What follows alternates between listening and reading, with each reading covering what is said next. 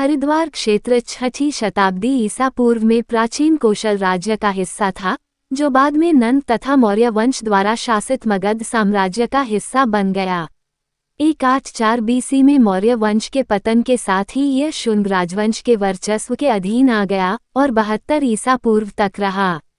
इसके बाद यहाँ 226 ईस्वी तक कुषाणों का राज चलने के बाद 320 ईस्वी से 980 ईस्वी के अंत तक गुप्त साम्राज्य का शासन रहा। दिल्ली सल्तनत के शासन काल के समय ये क्षेत्र दिल्ली सूबे का हिस्सा था। अकबर और उनके तत्काल उत्तराधिकारियों के समय में यह सहारनपुर में रहने वाले अधिकारी के अधीन था और उस समय सहारनपुर और हरिद्वार में तांबे के सिक्कों के टकसाल थे। जिले के बाद के इतिहास में सिखों और मराठों के आक्रमण का उल्लेख है।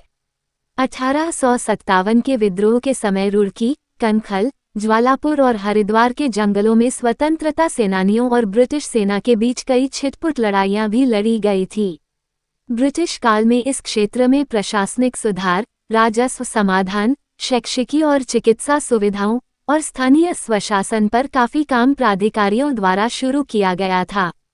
मंगलौर, हरिद्वार और रुड़की में क्रमशः 1860, 1873 और 1884 में नगरपालिका बोर्ड स्थापित किए गए थे। हरिद्वार में 1900 में गुरुकुल कांगरी की स्थापना हुई, जो बाद के वर्षों में प्राच्य अध्ययन प्राचीन भारतीय संस्कृति के आधार पर के एक प्रमुख केंद्र के रूप में विकसित हुआ और साथ ही कांग्रेस द्वारा चलाए गए विभिन्न आंदोलनों के लिए गढ़ भी रहा।